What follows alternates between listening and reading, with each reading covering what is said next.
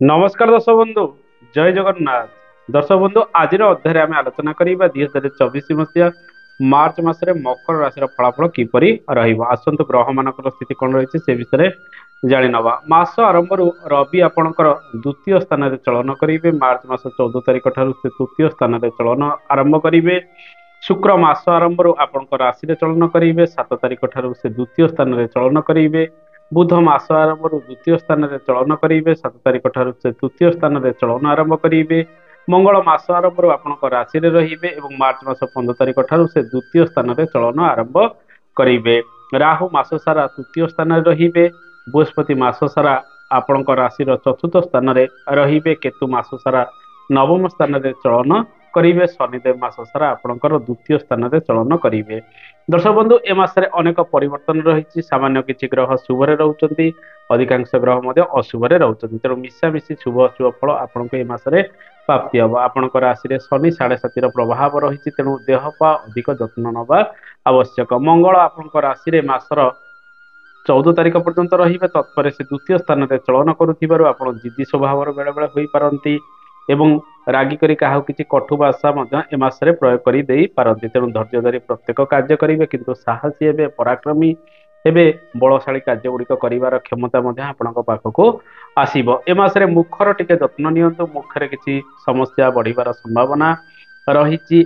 या छडा आंठु गंटिरे पीड़ा आपण समय समय मध्य भोग करि पारंती। तेणु देह हाथ दरज हवा, बिंधा चिटिका हवा, ए सब रोग बुद्धि सामान्यतम शरीर में किछि किछि रहिबो। पितांक स्वास्थ्य मध्यम धरण रहिबो। ए मासरे नूतन गर्भ जदि धारण करिया पे चाहुचंती समय अनुकूल रहिबो। संतान सुख आपनको ए मासरे प्राप्ति होबार योग रहिछि। दर्शक बंधु शुक्र आपणकर कर्म भावर ग्रह एवं पंचमाधिपति आपणकर राशि एवं द्वितीय स्थान में चलन करथिबारु मास सारा शुभ फल प्रदान करेंगे एवं किसी शुभ संवाद काहाठारु मध्य आपण ए मासरे प्राप्ति करिवार संभावना रही। कर्म क्षेत्र में उन्नति प्रगति आसिबार संभावना रही। नूतन कर्म गुड़िक आरंभ करेंगे। कर्म क्षेत्र में लाभ ए मासरे अधिक मिलबार संभावना रही। धन स्थान में मंगलंकर चलन रहुथिबारु एवं शनि 7.5 प्रभाव में आपंक राशि रहुथिबारु धन संचय भल भाव में सब समय हब नाही। विभिन्न दिगरे खर्च बढ़िबार संभावना रही। मंगल शनिकर जोग द्वितीय स्थान में रहुथिबारु कथबार्ता नियंत्रण करी प्रत्येक कार्य करिबा आवश्यक। दर्शक बंधु शुक्र जेहेतु आपंक राशि रे रहुचंती एई समय कौन शुभ कार्य गुड़िक आपण आरंभ करि परिबे एवं भाग्याधिपति आपणकर बुध मध्य द्वितीय स्थान में रहुथिबारु आपण निज कथारे काहाकू प्ररोचना करी किछि नुआ कार्य मध्य आपण आरंभ करी आगको मध्य एई समय बढ़ी पारंती। कौन जिनस पत्र किणाकिणी क्षेत्र में आपको ए मासरे शुभ फल प्राप्ति हम। वस्त्र अलंकार जानवाहन इत्यादि किणाकिणी करि पारंती। मासर द्वितीयार्धरे किछि उत्तम खाद्यर स्वाद मध्य आपण नै पारंती। दर्शक बंधु ए मासरे कर्म क्षेत्र में अनेक परिवर्तन योग रही। सरकारी कार्य क्षेत्र में मासर द्वितीयार्धरे किछि सफलता मिलबार संभावना रही। राहु रविंकर जोग तृतीय स्थान में रहिबो। तृतीय स्थान में ए पाप ग्रह माने रहिले अनेक शुभ फल गुड़िक प्रदान करिथांती। तेणु जॉब रे परिवर्तन करिवार जोग गुड़िक अधिक रही। मासर द्वितीयार्धरे जो मानकर इंटरव्यू इत्यादि रही मासर द्वितीयार्धरे अधिक सफलता प्राप्ति होबार जोग रही। किंतु भाग्य भरोसा रे बसी कौन कार्य गुड़िक करंतु नाही। जेहेतु ए समय 7.5 प्रभाव रहुची, बृहस्पति मध्य अशुभरे रहुचंती। कठिन परिश्रम प्रत्येक दिन करिबा आवश्यक विभिन्न कर्म क्षेत्र में सफलता पाइबा पई। सरकारी कार्य ठारू आरंभ करी बेसरकारी क्षेत्र में पूर्व मास ठारू किछि उन्नति प्रगति होबार संभावना रही। यांत्रिक कर्म ठारू आरंभ करी जेते प्रकार ऑडिट अकाउंटिंग इत्यादि क्षेत्र में कार्यरत रही से मासरे किसी सफलता प्राप्ति करि पारंती।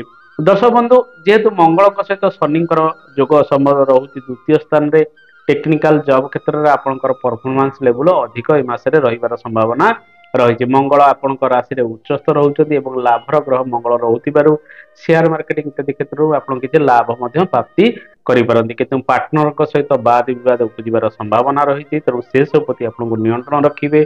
जानवाहन जेतेबेले चलाचल करुचंती आपण मध्य होशियार बा सावधानता अवलंबन करी जानवाहन ए मासरे चलाचल करिबा आवश्यक। दर्शक बंधु व्यवसाय वाणिज्य स्थिति देखा सप्तम स्थान को शुक्र मंगलकर प्रभाव रहिबो। व्यवसाय वाणिज्य क्षेत्र में निश्चित शुभ फल प्राप्ति होबार योग रही। कारोबार क्षेत्र में सामान्य उन्नति आसिबार संभावना रही। बड़ धरण निवेश करंतु नहीं। ऋण अधिक इस समय आप नियंतु नहीं। मासर द्वितीयार्धरे ऋण जनित कार्य क्षेत्र आपको किसी मुक्ति मिलबार संभावना रही। ଛୋଟ ମୋଟ କାର୍ଯ୍ୟ ଗୁଡିକ ଅଧିକ ତ୍ୱରାନ୍ୱିତ ହେବ। ଯେଉଁମାନେ ମାର୍କେଟିଂର କାର୍ଯ୍ୟରେ ରହିଛନ୍ତି ସେମାନେ ମାସର ଦ୍ୱିତୀୟାର୍ଦ୍ଧରେ ଅଧିକ ସଫଳତା ପ୍ରାପ୍ତି କରିବେ। ଇନ୍ସୁରାନ୍ସ ସମ୍ବନ୍ଧିତ କାର୍ଯ୍ୟ ଠାରୁ ଆରମ୍ଭ କରି ସରକାରୀ କାର୍ଯ୍ୟ, ବେସରକାରୀ କାର୍ଯ୍ୟ ଏବଂ କୃଷି ସମ୍ବନ୍ଧିତ କାର୍ଯ୍ୟ କ୍ଷେତ୍ରରୁ ଆପଣଙ୍କୁ ଏ ମାସରେ ଅଧିକ ଶୁଭଫଳ ମିଳିବାର ସମ୍ଭାବନା ରହିଛି। ଯେଉଁମାନେ ଜମି ବାଡି ଇତ୍ୟାଦି କ୍ରୟ କରିବା ପାଇଁ ଚାହୁଁଛନ୍ତି, ଯେହେତୁ ଆପଣଙ୍କର ଚତୁର୍ଥ ଭାବର ଗ୍ରହ ମଙ୍ଗଳ ଆପଣଙ୍କ ରାଶିରେ ଚଳନ କରୁଛନ୍ତି, ତେଣୁ ମାସର ପ୍ରଥମାର୍ଦ୍ଧଟି ଆପଣଙ୍କ ପାଇଁ ଶୁଭପ୍ରଦ ରହିବ। ମଙ୍ଗଳ ଶନିଙ୍କର ଯୋଗ ଦ୍ୱିତୀୟ ସ୍ଥାନରେ ରହୁଥିବାରୁ ପାଟିରେ ଯଦି କିଛି ସମସ୍ୟା ରହିଛି, କିଛି ଘା ଇତ୍ୟାଦି ରହିଛି, ଡାକ୍ତରଙ୍କର ପରାମର୍ଶ ଏହି ସମୟରେ ଅଧିକ କରିବା ଆବଶ୍ୟକ। ଗୁଟକା ଇତ୍ୟାଦି ସେବନ ଠାରୁ ଦୂରେଇ ରୁହନ୍ତୁ ଏ ମାସରେ। ଦର୍ଶକ ବନ୍ଧୁ, ଏ ମାସରେ ଆପଣ ଦୂର ସ୍ଥାନକୁ ଯାତ୍ରା କରି କୌଣସି ନୂଆ କାରବାର ଗୁଡିକ ଆରମ୍ଭ କରିପାରନ୍ତି ଏବଂ ବିଶେଷ କରି ଘର ଇତ୍ୟାଦି ପରିବର୍ତ୍ତନ କରିବାର ଯୋଗ ମଧ୍ୟ ଏହି ସମୟରେ ସାମାନ୍ୟ କିଛି ରହିଛି। ଆସନ୍ତୁ ଜାଣିବା ବିଦ୍ୟାର୍ଥୀ ମାନଙ୍କ ପାଇଁ ସମୟ କିପରି ରହିବ। ଆପଣଙ୍କର ପଞ୍ଚମାଧିପତି ଶୁକ୍ର ରାଶିରେ ଏବଂ ଦ୍ୱିତୀୟ ସ୍ଥାନରେ ଚଳନ କରୁଥିବାରୁ ବିଦ୍ୟାର୍ଥୀ ମାନେ ଏ ମାସରେ କିଛି ମିଶାମିଶି ଶୁଭ ଫଳ ପ୍ରାପ୍ତି କରିବେ। ମାସର ଦ୍ୱିତୀୟାର୍ଦ୍ଧରେ ତାଙ୍କର ସେଲ୍ଫ କନଫିଡେନ୍ସ ବା ଆତ୍ମବିଶ୍ୱାସ ଅଧିକ ବୃଦ୍ଧି ପାଇବ, ଯାହା ଫଳରେ ବିଦ୍ୟା କ୍ଷେତ୍ରରେ ସେମାନେ ସଫଳ ହେବେ। କିନ୍ତୁ ମନୋବଳ ସାମାନ୍ୟତମ ବେଳେ ବେଳେ କମି ଯାଇପାରେ, ଯେହେତୁ ଶନି 7.5ର ପ୍ରଭାବରେ ଆପଣଙ୍କର ରାଶି ରହୁଛି। ମାନସିକ ଅଶାନ୍ତି କିଛି ପ୍ରାପ୍ତି କରିପାରନ୍ତି।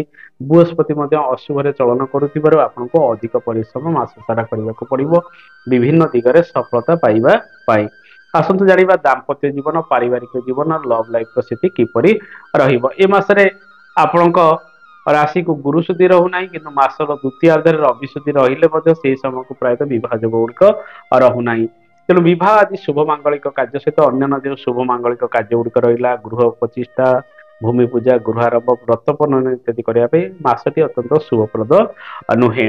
ଦର୍ଶକ ବନ୍ଧୁ, ଦାମ୍ପତ୍ୟ ଜୀବନ ଯଦି ଦେଖିବା, ମଙ୍ଗଳଙ୍କର ପ୍ରଭାବ ଆପଣଙ୍କ ରାଶିକୁ ରହିବ। ମାସର ଦ୍ୱିତୀୟାର୍ଦ୍ଧରେ ମଧ୍ୟ ମଙ୍ଗଳ ଶନିଯୁକ୍ତ ହୋଇ ରହିବେ। ଜୀବନସାଥୀଙ୍କ ସହିତ କିଛି ମତଭେଦ ସମୟ ସମୟ ଉପୁଜିପାରେ। ଜୀବନସାଥୀଙ୍କର ସ୍ୱାସ୍ଥ୍ୟ ସମୟ ସମୟ ହାନି ହେବାର ସମ୍ଭାବନା ରହୁଥିବାରୁ ଆପଣ ଚିନ୍ତିତ ରହିପାରନ୍ତି। ତଳି ପେଟରେ କିଛି ସମସ୍ୟା ବଢିପାରେ। ଜୀବନ ସାଥୀଙ୍କୁ ଆପଣ କହିବେ ଯାନବାହନ ହୁସିଆରି କରି ଚଳାଇବେ। ଯଦି ସେମାନଙ୍କର କିଛି ସମସ୍ୟା ରହିଛି, ବିଶେଷ କରି ରକ୍ତ ସମ୍ବନ୍ଧିତ ରୋଗ ରହିଛି, ଏ ମାସରେ ଡାକ୍ତରଙ୍କର ପରାମର୍ଶ ଠିକ ସମୟରେ କରିବା ଆବଶ୍ୟକ। ପାରିବାରିକ ଜୀବନ ଯଦି ଦେଖିବା, ପରିବାରର ସୁଖ ସ୍ଥାନରେ ବୃହସ୍ପତିଙ୍କର ଚଳନ ରହୁଛି। ଶୁକ୍ର ମଧ୍ୟ ଆପଣଙ୍କ ରାଶିରେ ରହୁଥିବାରୁ, ଦ୍ୱିତୀୟ ସ୍ଥାନରେ ରହୁଥିବାରୁ ପରିବାର ସହିତ ସମନ୍ୱୟ ରକ୍ଷା କରି ଆପଣ ଆଗକୁ ବଢିବେ। ସାମାନ୍ୟ ମତଭେଦ ହେଲେ ମଧ୍ୟ ଆପଣ ନିଜର କାର୍ଯ୍ୟରେ ଅଧିକ ମନୋଯୋଗ ଦେବେ, ଯାହା ଫଳରେ ପାରିବାରିକ ସମସ୍ୟା ଯାହା ବି ପୂର୍ବରୁ ଲାଗି ରହୁଥିଲା ତାକୁ ସର୍ଟ ଆଉଟ୍ କରିବା ପାଇଁ ଏ ମାସରେ ଚେଷ୍ଟା କରିବେ।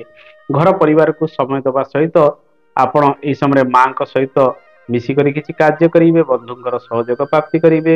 ପିଲାପିଲିଙ୍କୁ ନେଇ ବିଭିନ୍ନ କାର୍ଯ୍ୟ ଗୁଡିକ କରିବାର ସମ୍ଭାବନା ଏ ମାସରେ ରହିଛି। ଲଭ୍ ଲାଇଫର ସ୍ଥିତି ଯଦି ଦେଖିବା, ଶୁକ୍ରଙ୍କ ସହିତ ମଙ୍ଗଳଙ୍କର ଯୋଗ ସମ୍ବନ୍ଧ ରହୁଥିବାରୁ ପ୍ରେମରେ ପ୍ରାୟତଃ ସମ୍ପର୍କ ଅଧିକ ବୃଦ୍ଧି ପାଇବାର ସମ୍ଭାବନା ରହିଛି।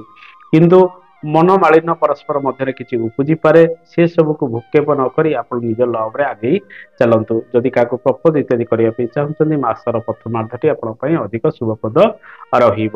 ଦର୍ଶକ ବନ୍ଧୁ, ଏ ମାସରେ ଆପଣ ବିଭିନ୍ନ କାର୍ଯ୍ୟ ଗୁଡିକ କରନ୍ତୁ। ଆପଣଙ୍କର ଭାଗ୍ୟାଧିପତି ଟିକେ ଦୁର୍ବଳ ମାସର ଦ୍ୱିତୀୟାର୍ଦ୍ଧରେ ରହିବେ, ତେଣୁ ଧୈର୍ଯ୍ୟ ଧରି ପ୍ରତ୍ୟେକ କାର୍ଯ୍ୟ କରିବେ। ଶୁକ୍ର କିନ୍ତୁ ବଳବାନ ହୋଇ ରହୁଥିବାରୁ ନୂତନ କର୍ମ ଆରମ୍ଭ କରିବେ। ସନ୍ତାନ ସୁଖ ଆପଣଙ୍କୁ ପ୍ରାପ୍ତି ହେବ। ବିଭିନ୍ନ କ୍ଷେତ୍ରରୁ ଲାଭ କିଛି ପାଇବାର ସମ୍ଭାବନା ରହିଛି। ଆସନ୍ତୁ ଜାଣିବା ଏ ମାସରେ କେଉଁ କେଉଁ ପ୍ରତିକାର ଗୁଡିକ କରିବା ଆବଶ୍ୟକ। ଶନି 7.5ର ପ୍ରଭାବରେ ଆପଣଙ୍କର ରାଶି ରହୁଛି। ମଙ୍ଗଳଙ୍କର ଅବସ୍ଥାନ ଆପଣଙ୍କ ରାଶି ଏବଂ ଦ୍ୱିତୀୟ ସ୍ଥାନରେ ରହୁଥିବାରୁ ଆପଣ ପ୍ରତ୍ୟେକ ଦିନ ଶ୍ରୀ ହନୁମାନଙ୍କର ଉପାସନା କରନ୍ତୁ, ଚାଳିଶା ପାଠ କରନ୍ତୁ। ମଙ୍ଗଳବାର ଏବଂ ଶନିବାର ଦିନ ହନୁମାନଙ୍କ ମନ୍ଦିରରେ ସିନ୍ଦୁର ଅର୍ପଣ କରନ୍ତୁ। ଫଳ ଭୋଗ ଲଗାଇ ପିଲାମାନଙ୍କ ଗହଣରେ ବାଟି ଦିଅନ୍ତୁ। ମଙ୍ଗଳବାର ଏବଂ ଶନିବାର ଦିନ ଆପଣ ସୁନ୍ଦରାକାଣ୍ଡ ପାଠ କରନ୍ତୁ, ଅଶୁଭତ୍ୱ ଦୂରୀକରଣ ହବ।